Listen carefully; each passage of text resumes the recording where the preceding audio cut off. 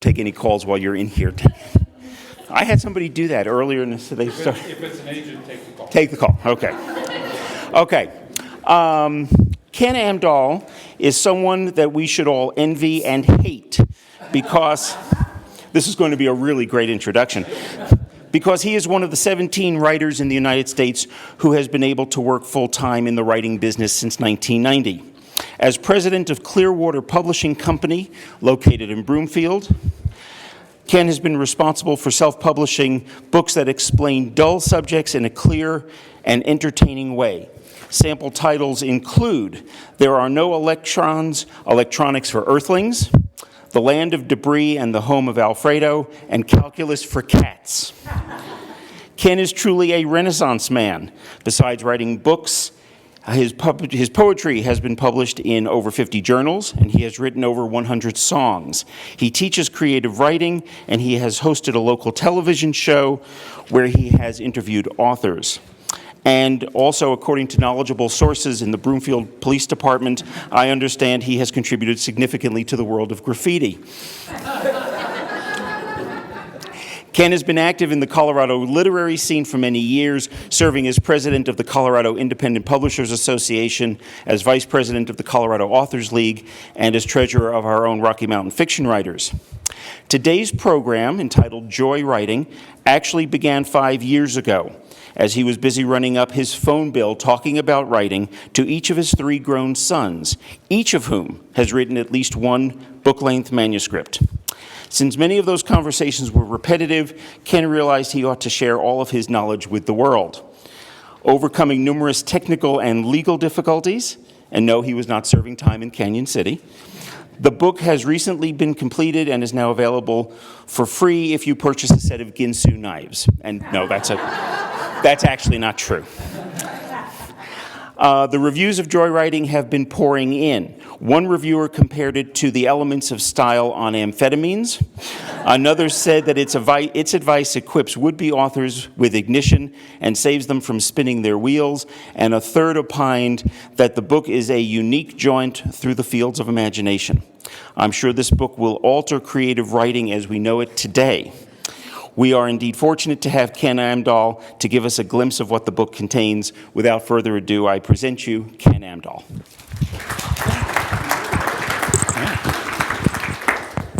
Well, that's quite an introduction, I have to say.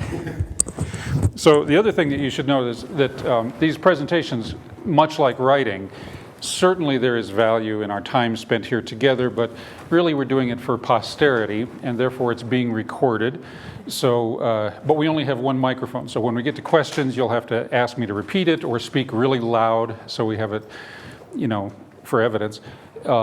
In that spirit, really posterity will only know what we tell them through this microphone about our time together today. So as I gaze out on this Woodstock-like crowd of happy, smiling faces, I'd like to tell those standing in rows at the back that we have, let's see, we have a seat here, I think, in the 3rd row. For those of you in the binocular area, there's probably a Jumbotron TV monitor that you can use to get a better insight onto this. Now, before you do a talk like this, your friends give you a lot of advice, especially a guy like me who doesn't do very many talks. I'm a writer, I'm not a talker, despite what you might have heard from the police. So one of my friends said, Kenn, if you're going to give a presentation, you got to start with a joke. Everybody knows you got to start with a joke. And then another of my friends piped up and said, ooh, Kenn, what would be a funnier joke than you in front of a room with a musical instrument? Well, at first that sort of hurt my feelings because I like to think I'm as musical as the next guy. And then I decided to rise to the challenge. So I borrowed this banjo, and I may or may not use it.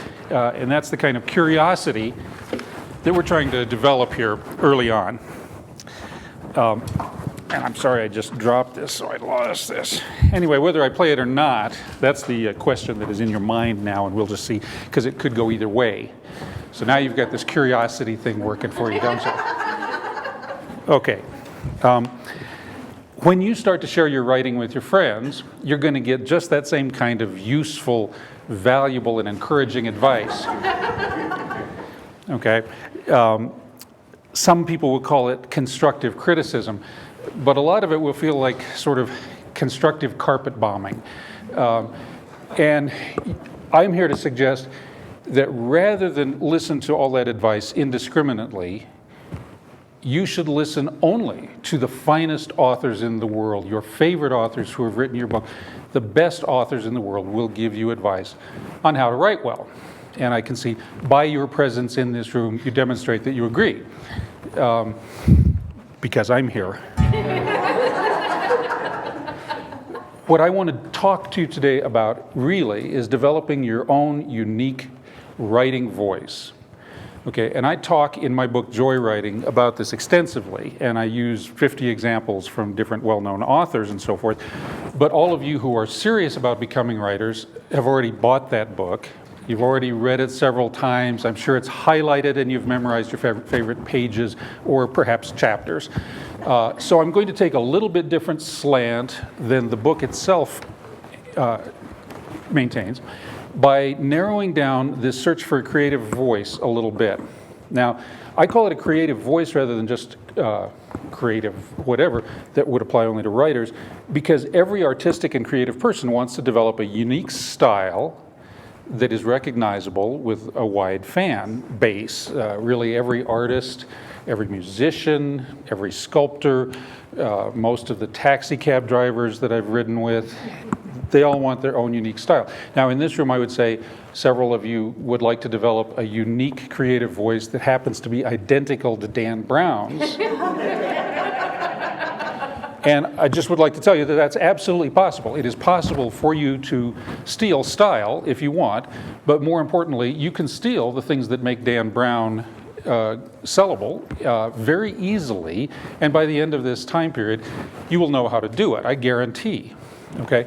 But I've boiled down the process to two major concepts so that it's understandable. So when you walk out of this room, I want you to have two words that you take with you that are burned in your brain. Now, unfortunately, my own unique creative voice tends to be a little rambly, so I'll just tell you those two words right up front because some of you will be walking out of the room fairly soon. Those two words are observation and precision. That's what I want you to know at the beginning. I'm going to talk about observation, and then I'm going to talk about precision and why I think those are the key to developing a creative voice.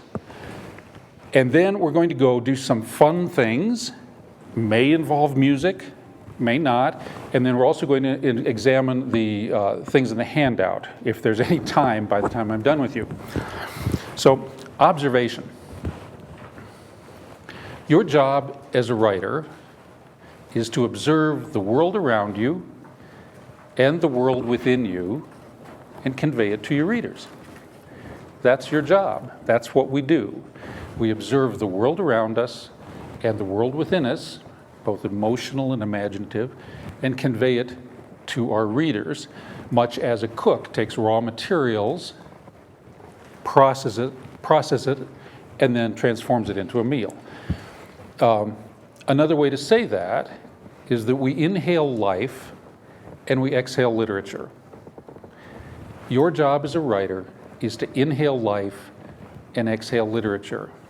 My job here today is to tell you to stop holding your breath. You know,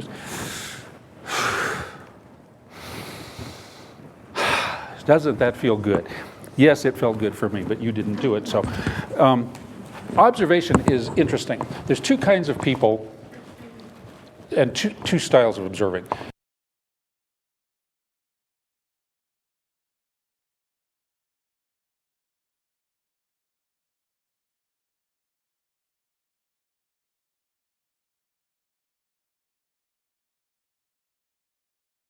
One group of observers notice nothing.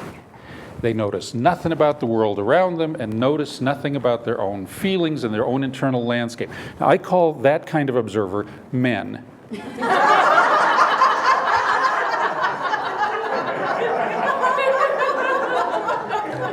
There's another kind of observer. And these observers notice everything. They notice what people are wearing and what kind of haircut they got and whether their socks match and whether they put their socks on the floor when they took them off, for example. Everything. They notice what the temperature of the room was, how the food was cooked, whether it's still hot or not. They feel their own emotions and the emotions of everyone on every planet ever exist.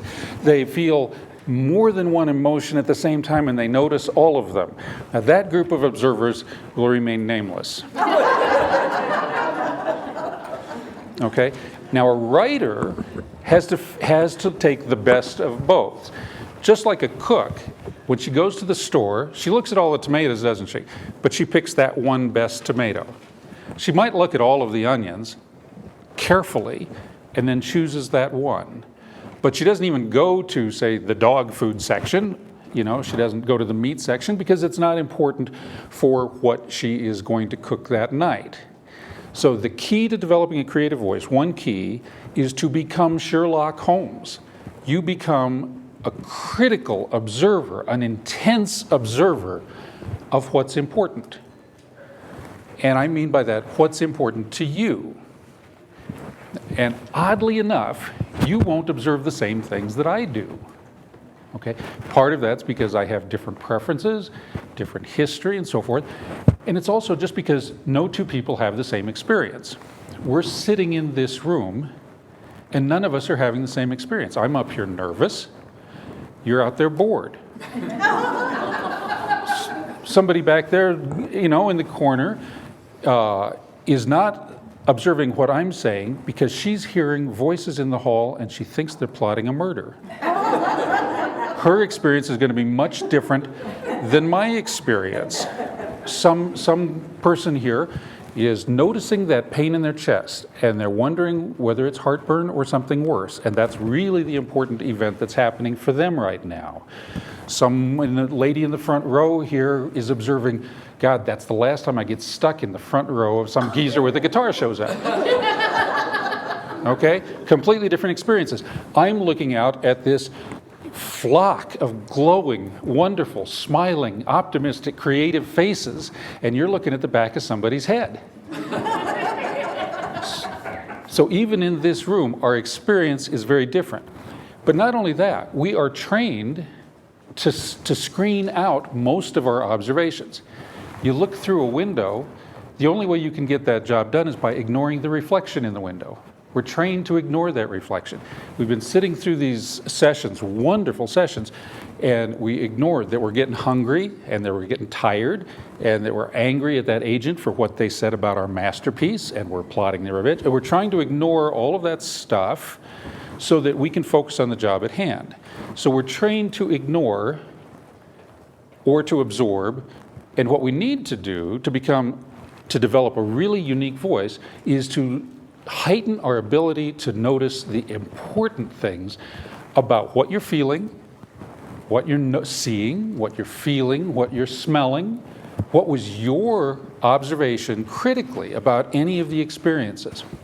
Now, we can, okay, I tell you what, the other thing about observation that I'll just go to now is that we not only observe the world around us and the world within us, but we also observe other writers.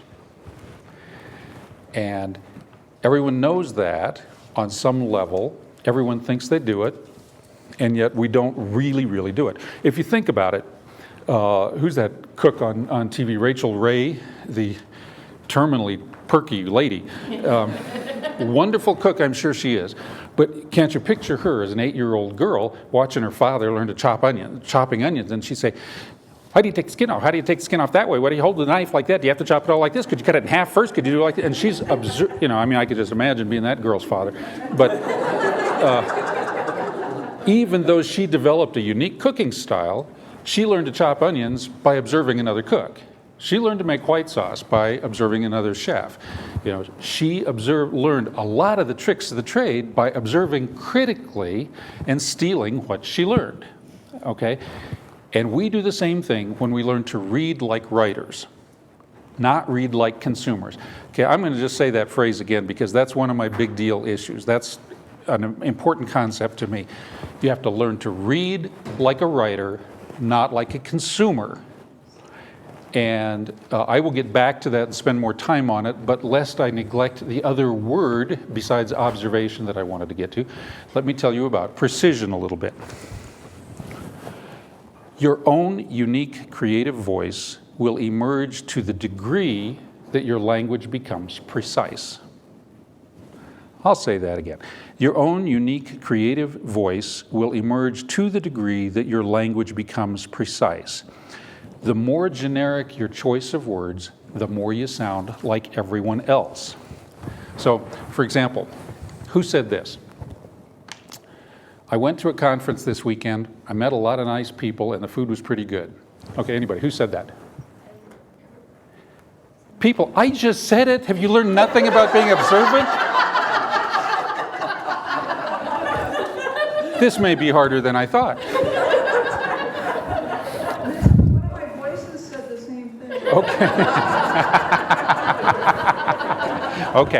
Okay. Everyone can use generic language, and everyone does. Writers use generic language, non-writers do, football players do when they're interviewed on TV. Many small birds can use generic language. But why would someone pay me good hard cash to get the words they can get from a minor bird for a handful of sunflower seeds? They wouldn't do it. So what I'm saying about being precise, I'm not suggesting that you need to use big words or complicated sentences, okay? There's nothing fancy about this, and that's why it will be your creative voice. What I'm trying to say is when you finally figure out exactly how to say what you want to say, you'll say it differently than anybody else in the world. But often we settle for saying something that's pretty close to what we mean, that is much less precise, that's much more generic. When you finally figure out how to say exactly what you mean, your own unique creative voice will emerge. Now, let's use another example. Say you have a character in a book who says, I love you. Okay, fine line, maybe, it may well feel that way. But friends, the word has been written and produced before. You get no points for originality, for a unique creative voice for that line. I mean, it was performed probably 1,000 times last night in Denver at bars near closing time. And those people didn't get paid by any editor, okay, or anybody else probably. If, on the other hand, you can have your character express the identical sentiment by saying something like, darling, you make me want to wear clean socks. Then you have opened a window to your soul that perhaps should have remained closed. But it is unique, and it is your voice, and nobody else said that in a book. So that's what I wanted to say about precision. Now I want to go back to reading like a writer. If I held up two paintings here, say a Rembrandt and a Picasso, could you tell them apart? Probably could. Could you identify which was which? Okay, because they have a unique creative voice, don't they? So what's the difference between a Rembrandt and a Picasso? And that's not a joke, I don't mean like $5 million. What's the difference between a Rembrandt and a Picasso? Anybody? Style, what else? Realism, okay, anything else? Detail. A good color? Use of light. Okay, those are all wonderful answers and absolutely right. Unfortunately, they don't lead my talk where I want it to go. So I'll just give you the correct answer.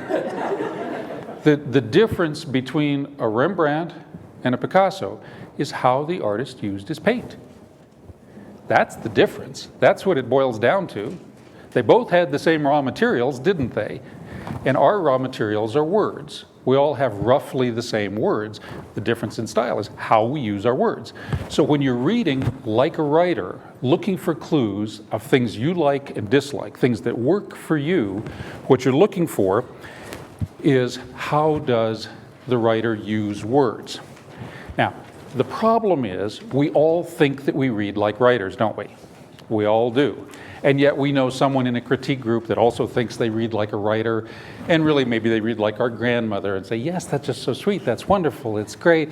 And someone else who thinks they're Roger Ebert, and so forth. They're not reading like a writer, they're reading like a critic, aren't they?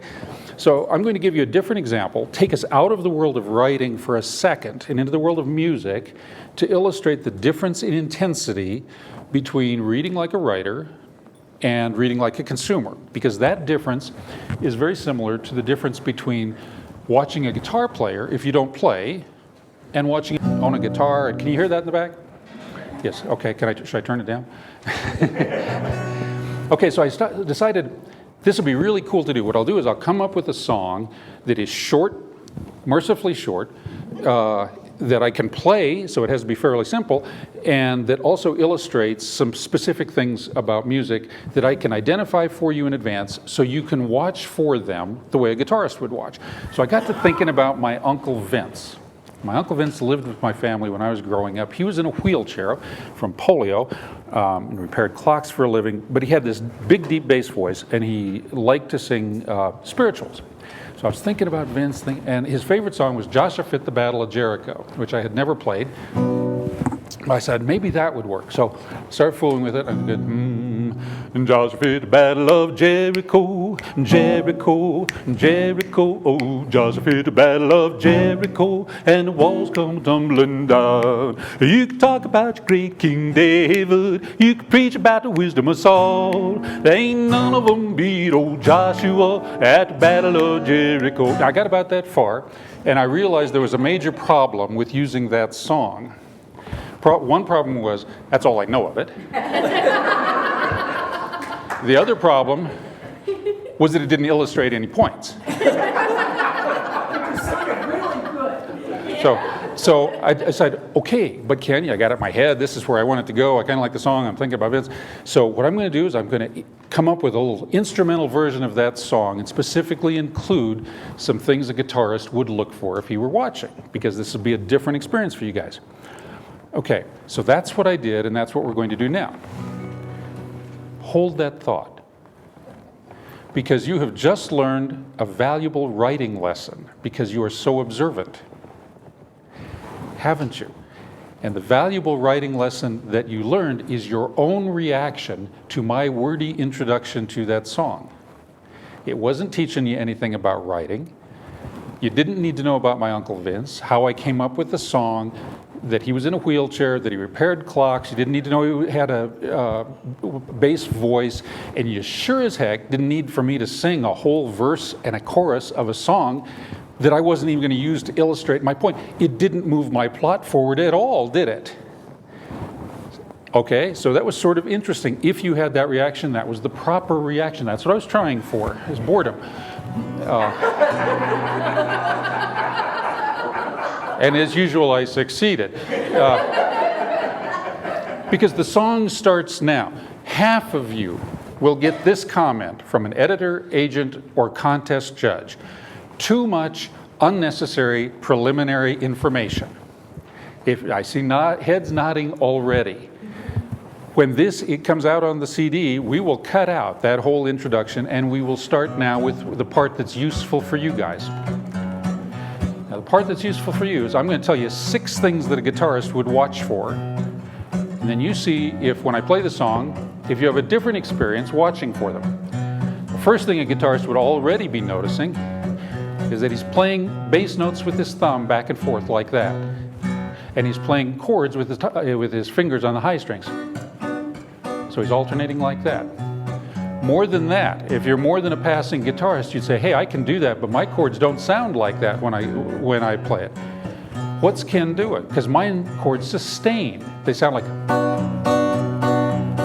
the notes sustain, but Kenn's cut off. You notice that difference?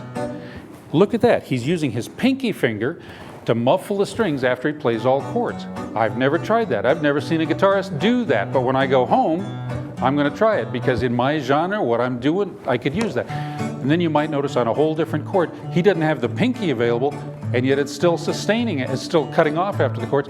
What he's doing is he's squeezing his hand down, and then he's relaxing his grip enough to muffle the strings.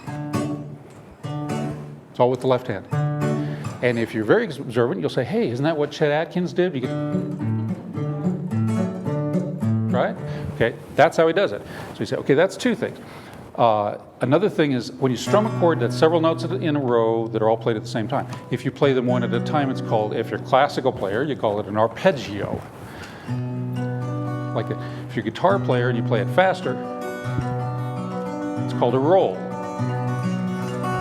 You notice, left hand's not doing a thing. It's just standing still. And obviously it's easy for him to do it with the right hand, or he couldn't keep talking because he can't chew gum and walk. So, and yet it sounds pretty busy. That's a roll. We might watch for a roll. Okay, now we're going to steal, there's two more things. We're going to steal from flamenco guitarists a thing called a rasguedo. Rasguedo. You know a rasguedo? Yeah, so you want to come and demonstrate that for us here? Right. Is strumming the strings with the fingernails of your right hand one at a time. So you're hitting all of these, but it's not strung, it's like that. So you flamenco guitarists, you know, you heard that? Okay, that's flamenco. It's the rasguedo, last thing that we steal from Bach. Bach liked to do counterpoint. Melody of the song was going uphill. Just finished the Battle of Jericho. And let's see, wouldn't it be cool if we could get another melody going downhill at the same time, like maybe... Okay, it might be cool. It's not possible, I'm just telling you. That if we did it, that's what that would be. Okay, so those are the things that I might have included some of those in here, and I might have, one thing I forgot, when we're doing this bass, I might play the melody with the upper fingers while we keep that bass going, or we might try to keep the chord going and play the melody with the thumb on the low strings. It's too much, I know, but writers use way more tricks than this. Now see if you just notice any of that, and notice the difference in your experience watching like a guitar player as compared to just listening to a guy play guitar.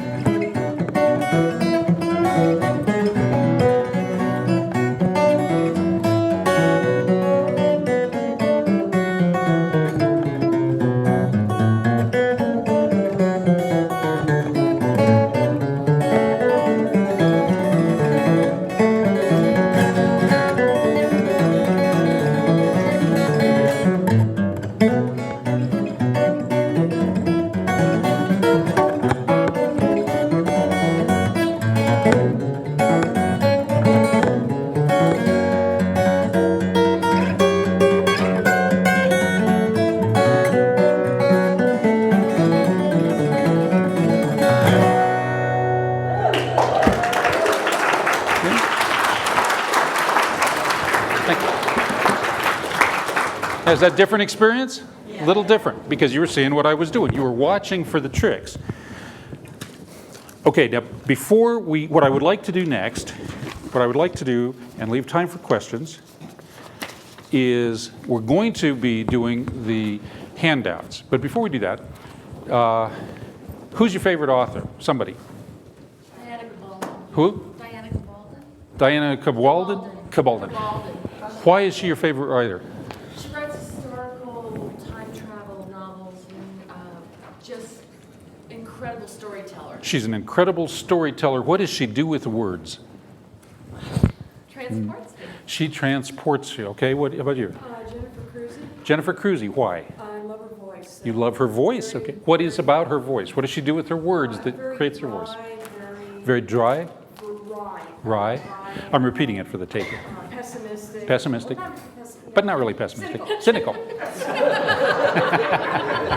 It's for the tape. Anybody else? Right there. John Steinbeck. Thank you. Why? The way he uses words. How does he use words? He likes Steinbeck because of the way he uses words. How does he use words? So precise. so precise. That's good. She's been listening. You know, you're there. You know you're there. Exactly where he is. You know exactly where he is. Anybody else? Yes. Heinlein, Robert Heinlein. Robert Heinlein, okay, and why? His dialogue is fast and snappy, and he hardly even has any information in the dialogue. It all takes place in words. She said she likes him because of his snappy dialogue. Right? Cool. Short, quick, crisp dialogue. Okay. So the point of that, obviously, is that everybody's got different favorites. The difference between different authors is how they use the words. If you can't say, that was excellent because she could say, the thing that I like about Heinlein is that he writes dialogue with short interchanges. And she likes that, so you can bet when she goes home to write, she imitates that. She said, I want to do that, so I bet she tries to write short, snappy dialogue, don't you? Yes, she does. Okay, so what we're going to do today is you guys have probably already read these examples in your handout, and I don't know what page it is, but what, 31? Okay, now, in joywriting, I used 50 examples from writers that I admire, like Steinbeck, and other famous people. But like I said, those of you who are serious about writing have already bought that book, and so it wouldn't be fair, and some of you it's conceivable that some of you have not yet bought that book because you've been overseas or for whatever reason. But it wouldn't be fair for you folks to have to talk about examples that were in that book, and it also wouldn't be as fun for me. So what happened here is a month or so ago when they emailed me and said, Ken, remember your handout is due tomorrow, I just went to my own personal library, took different kinds of books, and read through them till I found a paragraph that did something for me as a reader, good or bad or indifferent, did something, and I wasn't sure why. And I decided, you know what, I'm not going to stop and figure out why, because these are not beginners in this room. Let's treat this seriously. Let's say this is something that affected me. Let's see if we can look at these paragraphs together and identify anything in there, good or bad, that resonates with us if we think there is something good or bad in them. So because you can read to yourself faster and do your thinking, but then they won't be on the tape, I will read these for the purpose of the CD, and then I'm going to ask you, first of all, what's your reaction to that paragraph? And then see if we can figure out what they were doing with the language that caused that. So this first one is J.K. Rowling in Harry Potter and the Half-Blood Prince. Potter, said Snape, when Harry had knocked on his door and entered the unpleasantly familiar office that Snape, despite teaching floors above now, had not vacated. It was as dimly lit as ever, and the same slimy dead objects were suspended in colored potions all around the walls. Ominously, there were many cobwebbed boxes piled on a table where Harry was clearly supposed to sit. They had an aura of tedious, hard, and pointless work about them. Now, what's your reaction to that? Ick. A good reaction. Okay, what else? A lot of adverbs. A lot of adverbs. Okay, but what's your emotional reaction? What was the reaction it caused in you first as a reader, not as a writer? So as a reader, how did it do? What? Dread. Okay. Anything else? Creepy. Kind of creepy. Okay. All right. To kind of get you started, what it does for me is it makes me uncomfortable. It's not a place I want to be. And I have a certain feeling of dread, and also a feeling of deadness. There's a certain lack of life that I don't want to go in there. It's a dead place. That was my reaction as a reader. Does that resonate with you guys? Do you kind of have that same reaction? Okay, now as a writer, how did she do that? What is she doing with her language to cause that? Anyone? Not all at once. Okay. Okay, she says the description of the place, Such as dimly lit, slimy dead objects. slimy dead objects. Boxes, and the aura of tedious hard work is work. Okay, your instincts are absolutely right, but you're identifying, and there's nothing wrong with this. You have reached the first step. You're saying these are the things that she's doing in there that cause it. Why are they doing it? What is she doing that we can take with us to apply to our writing? Yes? Long, complex sentences help create a sort of a sense of dread. Interesting. What else? I think the long sentences, it expressive and complex, and you're taking in a lot at once, and that's what he's doing. The long, complex sentences mean you have to take in a lot at once, and that's what Harry's doing. That's an interesting observation. Good, yes, Tom. She's using environment to give us insight into Snape. She's giving the environment to give us insight into Snape, the character. She's using words that we associate with things that make us uncomfortable. She's using- dead objects, She's, cobweb. okay, she's using words that we associate with unpleasant things, slimy dead objects and so forth. Excellent, okay? Anything else?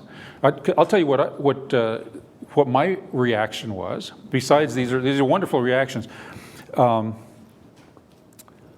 Is that she's not using any active verbs. She used almost all passive verbs. And I thought, why in the world does that create the sense of a dead place? And I thought, you know what?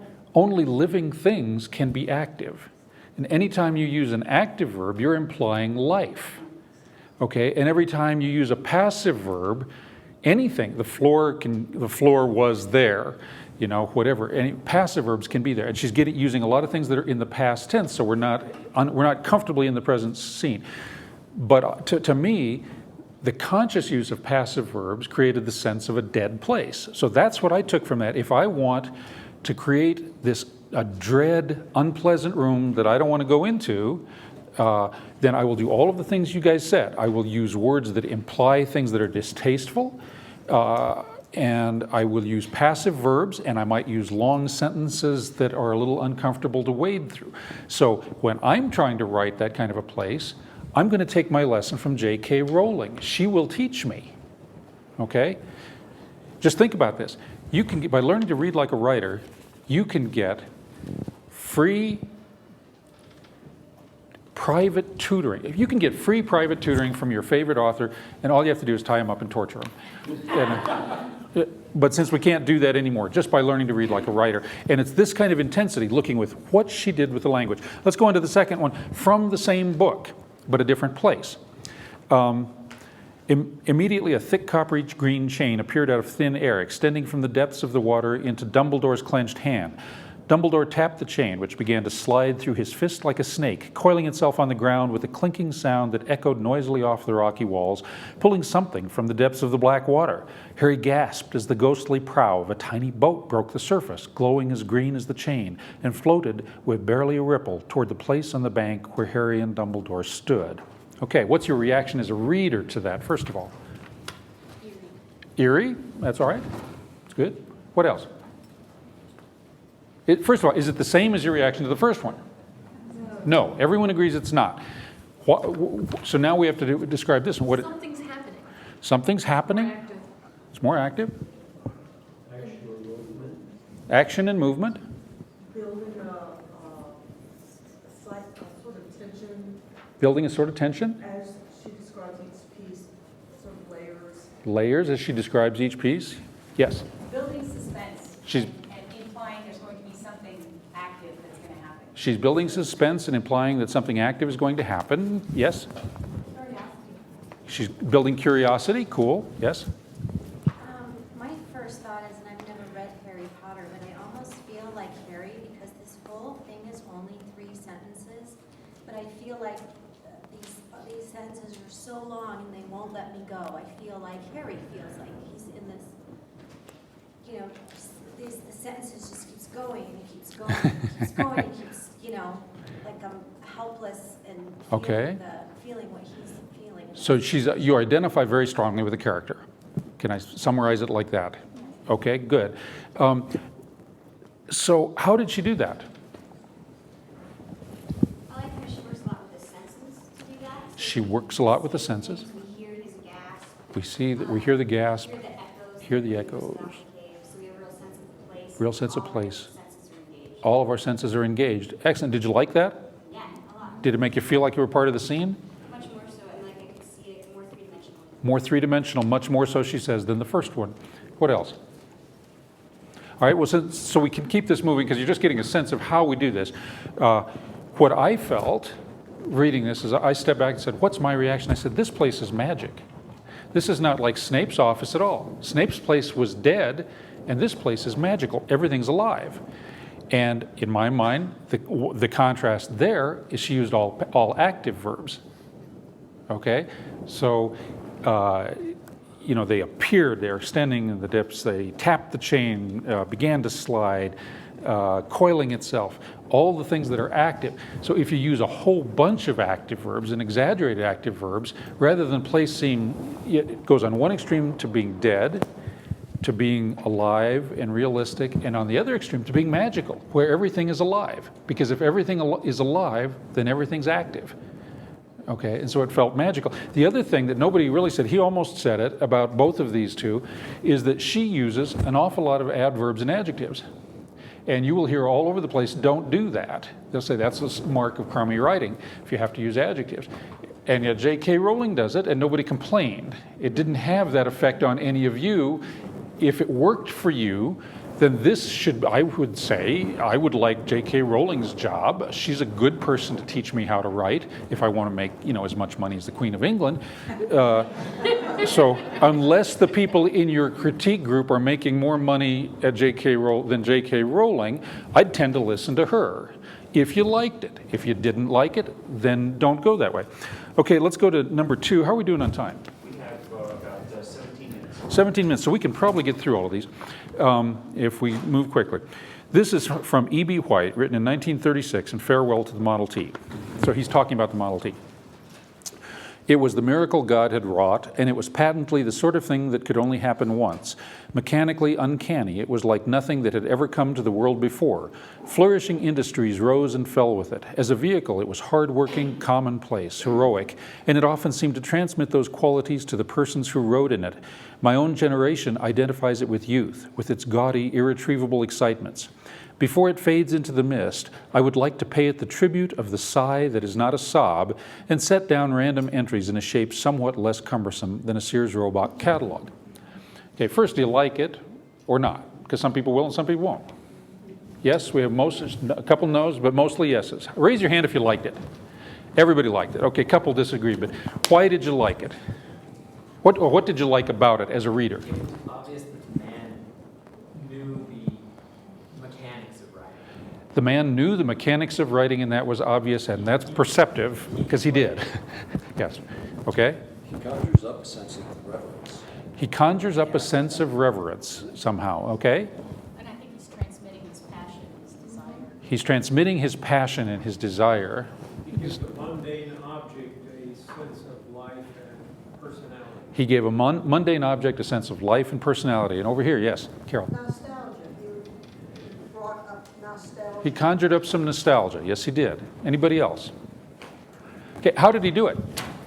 Because if you want to do any of those things, if you want to illustrate your passion or whatever, how did he do it? What did he do in here with his words, with his paint, with his guitar?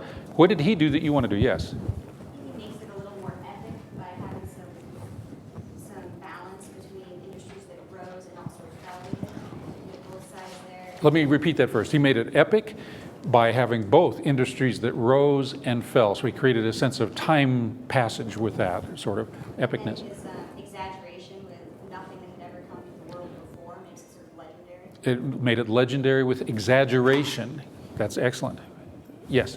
I like the comparison to youth, She likes the comparison to youth. And why do you like that? What did that do for you? just because it made it, because I have no experience with really what he's talking about or what it would feel to be in that era, but as soon as he compared it to youth, then it gave me something to identify with it. Interesting. Boy, I wish we would have got that on tape exactly. I But like how- just a second, let me repeat this one for the recording.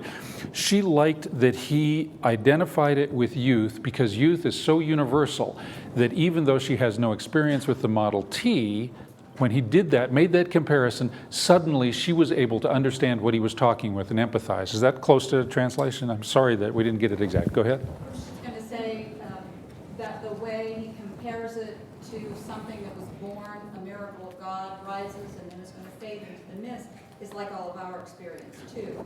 Excellent. The fact that he compares it to a miracle, something that rose out of God, makes it similar to all of our experiences too.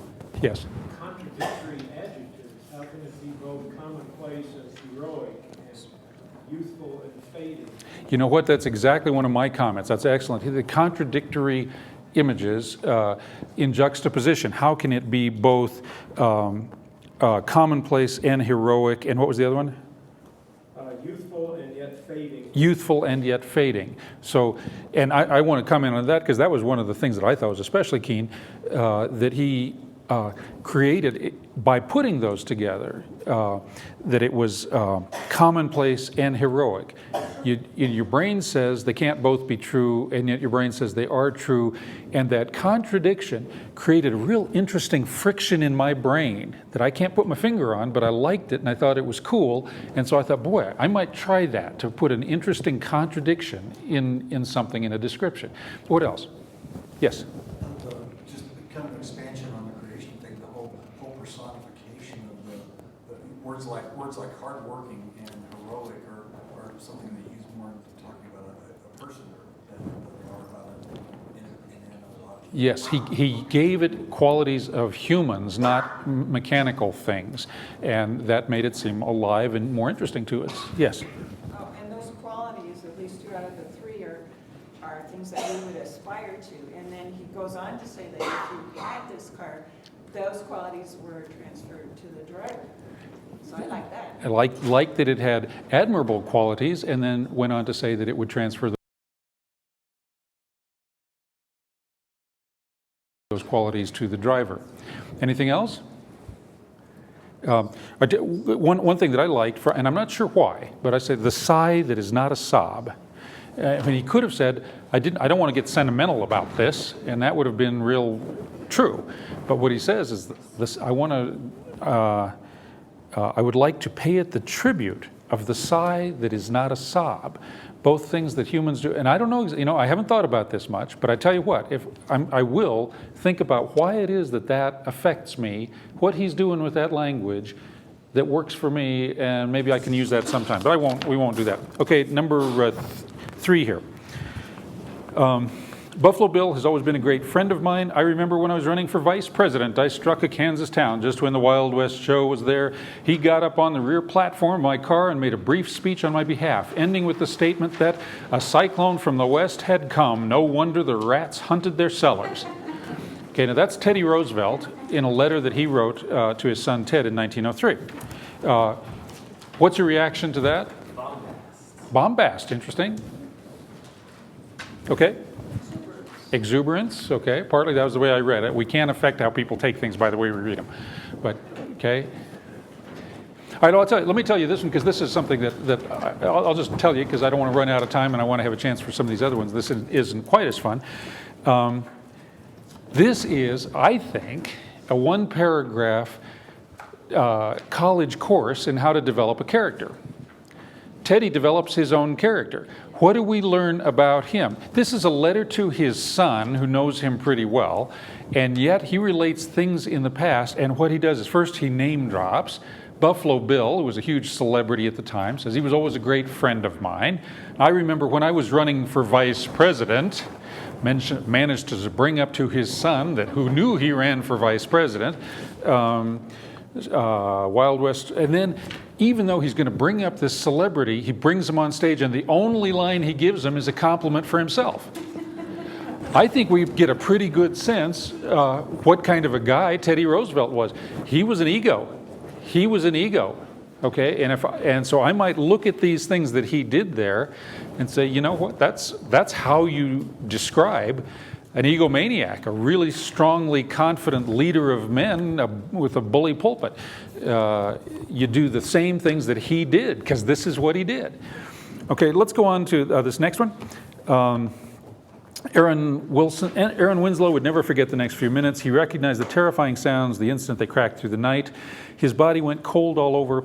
He couldn't believe someone was shooting a high-powered rifle in his neighborhood. Does that do anything for you? Yes or no? How many yeses? How many no's? How many indifferents? Most people indifferent.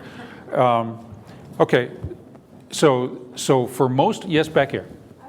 If he just would have left off that first sentence and started with the second sentence, it would have caught him. But I was already just kind of so. Okay. That first sentence just. So we have a certain amount of indifference to this. Okay, yes, back there. I think my issue doesn't do anything particularly interesting with his phrases, like he'll say his body went cold all over, kind of a cliche. Terrifying sounds, not particularly interesting adjective. It is interesting that someone's shooting a high-power rifle in his neighborhood, but neighborhood's sort of general. Like, how close is this to the person? Okay, so basically, on this side, we're saying that his language is too generic for your taste, and over here, which I forgot to repeat, basically, it would have been better for this lady had he skipped the first sentence because she was already bored, and it was now. I don't disagree. If you notice there what he did, and you're already noticing what it is that he did so that you won't do it, I shared this with one of my sons who's written 2 or 3 books, just to see what his reactions are, and he said, that's boring. I've heard that so many times, that just sounds like cliches. And I'll remind you what I reminded him. James Patterson makes $44 million per year doing this. And if you don't think that he writes circles around you, you should go home and write some more. And I agree. He just works hard. But I agree. I don't think that is brilliant writing, and I don't think it does a lot of the things. I did like how he used the senses, and I noticed that he told us how to react to the sound. He told us it was terrifying, so we knew it was terrifying. So that was the one interesting thing to me. And let's go through this next one because it's quick.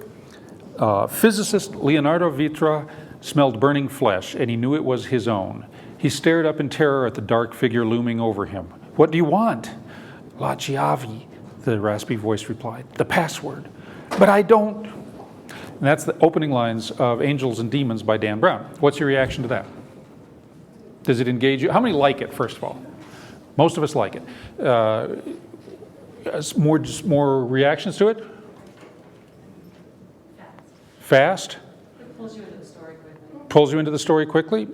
Okay. Okay. And he describes what's happening in this day. We have the tactile sensation of burning flesh. Tactile sensations, yes? The surprise of the first sentence, he smelled burning flesh, so you get that, and he knew it was his own, which sort of surprises you at the end of the sentence. Absolutely. He takes a sentence in one direction and we think we know where it's going at the end, and then he switches and goes a whole different direction, and that surprise is very powerful. Now, I'll tell you a couple things that I think, just because we're running out of time and you can do this on your own. It's efficiency. Goodness Lord demands efficient. How many words did it take before we suspected that the main character was educated, intelligent, and probably had a good job? How deep into the book do we have to get? The first word. The first word. Physicist. We've learned a lot about the main character by the time we're on to the second word. Okay? What do we know about the other guy, the torturer? We suspect that he is foreign because he uses a foreign language. So all of a sudden, he's dark. We know, so there's, and we've got all these senses employed already. We have the smell. We've got the staring, so the visual. We've got the sound of the raspy voice. We've got 3 sentences involved by the 4th line of the book. Okay, so the extraordinary efficiency of using precise language to say exactly what he means to say. He used the one word that meant exactly what he needed to say, and that created his own creative voice in there. So we're probably about out. We got 5 minutes, so we can do the rest of these. But and I'd love to do the rest of them. But if you've got any questions, why don't we stop right here and ask? Yes.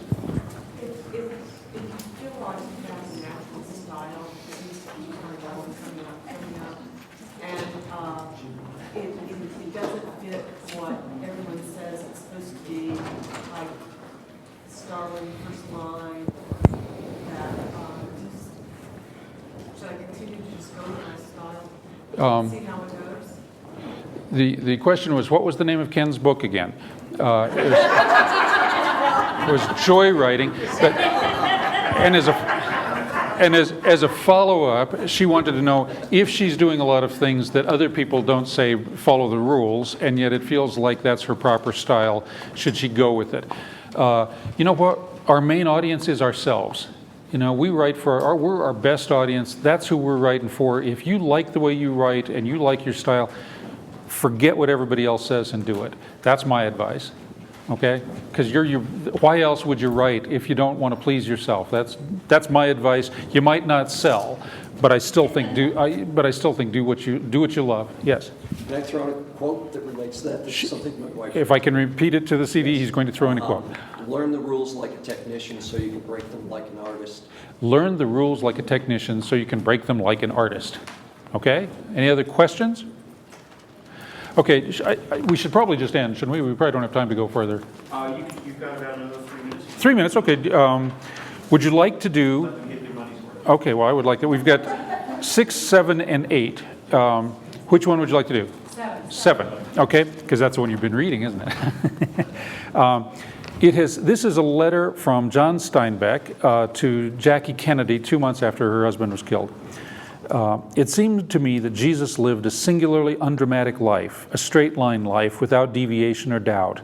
And then we come to that heartbreaking moment on the cross when he cried, Lama Sabachthani. In that one moment of doubt, we are all related to him.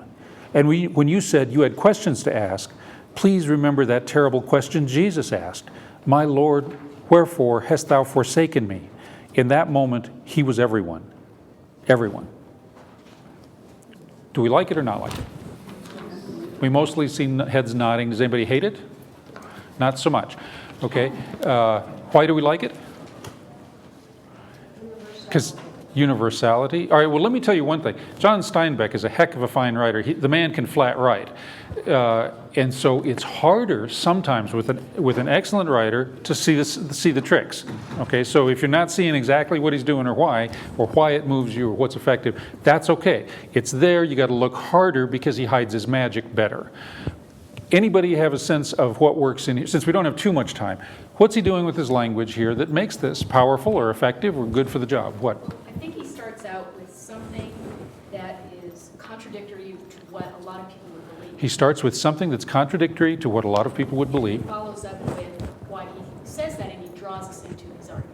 Then he follows up with why he says that and draws us into his argument. So it is a sort of a logical argument style that Diogenes or someone might have employed that makes it feel compelling, like he's making a logical argument, and therefore this is, and this is, therefore don't. So the structure itself of the paragraph is what worked for you. That's very perceptive. Yes? I was just gonna say, I don't know if this is from a reader or a writer standpoint, but he seemed to enter into empathy with her. He entered for what into she was empathy, feeling, okay. for how we were all feeling, and he could somehow he could articulate that pain. He could articulate the pain. He empathized. Over here. Interesting on line 2 where he says, and then we come. Right. To that, rather than but, because what he's doing is he's going to disprove that first sentence. That's right. But he's using and, so he fools us into believing that he's going to support that rather than refute it. So he uses the word and, which fools us into thinking he's going to support it rather than refute it. And again, with this argument, he's using a logical structure that Socrates would have used by using this, and this, therefore this. Yes? To me, the emotional impact of it is his use of the words heartbreaking moment and terrible question. Heartbreaking moment and terrible question were powerful words for this man. And then he kind of throws me off by having that thing in parentheses there, wherefore, why hast thou forsaken me? That to me, The why I added the why. Oh. Because some people might not know what why means, what wherefore means. that wasn't his. That wasn't him, that was me. I take blame for that. It's your fault. That's my fault. As is everything. Any other comments on this one? Yes. It seems to me he was trying to be compassionate without being, I guess, entirely sympathetic and patronizing. He was trying to be sympathetic without being patronizing. That's excellent. I'll tell you the one thing, and we're out of time. He could have said, you have doubts. Madame Curie had doubts before she discovered radium. Babe Ruth had doubts before that he would ever break the record. He chose an analogy that was on such a regal, lofty level that it was a sort of a backhanded tribute to her husband, that he would compare their situation to Jesus, okay, and therefore gain her respect, and I bet she cried when she read that. that he would use an analogy of Jesus about her and her husband. If even Jesus could have doubts, it's okay for you to have doubts. So using the appropriate level of analogy, not the funny one, not the big one, not the one that's too big, but the one appropriate for the size of the job. I think that's what he did a genius job at with this thing myself. So I think we're out of time. So I'll be around. If people have questions, feel free anytime this weekend. Thank you.